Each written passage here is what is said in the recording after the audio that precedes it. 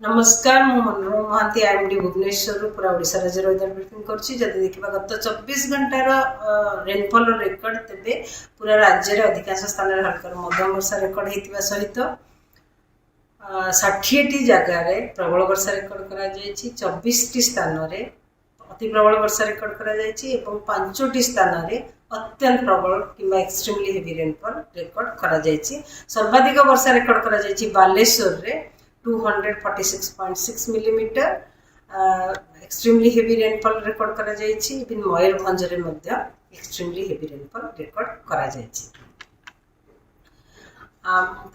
प्रथम जून रु नहीं आज पर्यंत 28 जुलाई पर्यंत टोटल वर्षा पूरा राज्य रे रही 650.2 मिलीमीटर जोटा कि आम नॉर्मल वैल्यू रही 515.6 मिलीमीटर जहाँ फल आज पर्यंत वर्षा पूरा राज्य में 26% अधिक वर्षा रेकर्ड करा जायछि।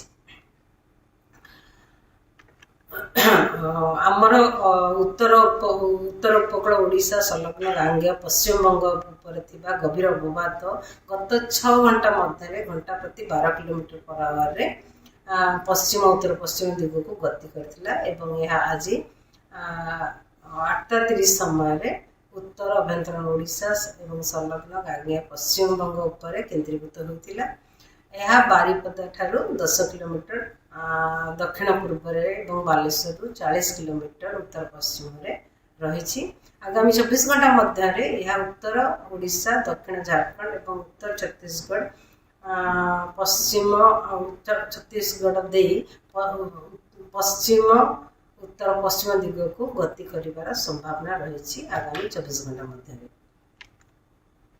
आगामी 24 घंटा राज्य में अधिकांश स्थान हल्का मध्यम वर्षा रही संभावना रही। सहित प्रबल अति प्रबल वर्षा किछि स्थान में एवं अत्यंत प्रबल वर्षा गोटे कि दुटे स्थान रही संभावना रही जमीक सुंदरगढ़ झारसुगुड़ा और बरगढ़ जिले में बरगढ़ संबलपुर जिले में सहित ऑरेंज अलर्ट इश्यू करा जायछि जोटा कि प्रबल अति प्रबल वर्षा होबार संभावना रही गोटे कि दुटे स्थान में जमीक मयूरभंज बालेश्वर भद्रक जाजपुर ढेंकानाल अनुगुल केउंझर देवगढ़ बौद्ध सोनपुर बलांगीर नुआपड़ा जिले में सहित अलग जिला गुड़िक जमीक मालकानगिरी कोरापुट नवरंगपुर कलाहांडी कंधमाल नुआपड़ा नयागढ़ खोर्धा पुरी जगतसिंहपुर कटक एवं केन्द्रापड़ा जिले में प्रबल वर्षा गोटे कि दुटे स्थान रही संभावना रही। वर्षा सहित प्रबल वर्षा सहित पवन रहीबार संभावना रही। 29 तारीख राज्य में अधिकांश स्थान हल्का मध्यम वर्षा रहा सहित प्रबल अति प्रबल वर्षा बरगढ़ जिले में गोटे कि दुटे स्थान रही संभावना रही। झारसुगुड़ा संबलपुर सोनपुर बलांगीर नुआपड़ा नवरंगपुर कलाहांडी जिले में गोटे कि दुटे स्थान में प्रबल वर्षा होबार संभावना रही। 30 तारीख वर्षार परिमाण बहुत कमी जीवार संभावना रही किंतु अनेक स्थान हल्का मध्यम वर्षा हो पारे। वर्षा सहित बिजुली घड़घड़ी और झटका पवन 30 ରୁ 40 किलोमीटर पर आवर होबार संभावना रही किंतु प्रबल वर्षा होबार विशेष संभावना नहीं। 31 तारीख में किसी स्थान हल्का मध्यम वर्षा होबार संभावना रही सहित गोटे कि दुटे स्थान में वर्षा सहित बिजुली घड़घड़ी झटका पवन 30 ରୁ 40 किलोमीटर पर आवर होबार संभावना रही जमीक आम उपकूलवर्ती अंचल जिला गुड़िक और मयूरभंज केउंझर जिले में पागर स्थिति मोस्टली 1 तारीख जुलाई 1 तारीख सामान रही।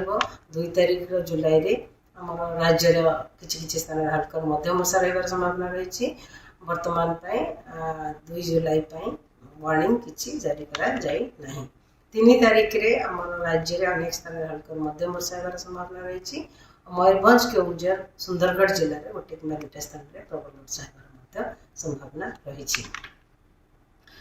आगामी 24 घंटा मत्स्यजीवी मान वार्निंग जारी करा जायछि।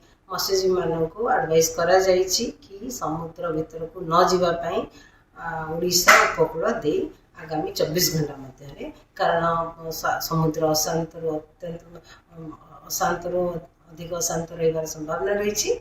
सहित कली वेदर वर्षा सहित पवन रही संभावना रही। पवन गति पवन बेग 40 ରୁ 50 किलोमीटर पर आवर झटका पवन 60 किलोमीटर पर आवर आमर समुद्र भितर जोटा कि ओडिशा उपकूल को लगिकी जो समुद्र रही तार पवन मध्य रहा से मत्स्यजीवी को जीवा मना कर समुद्र धन्यवाद।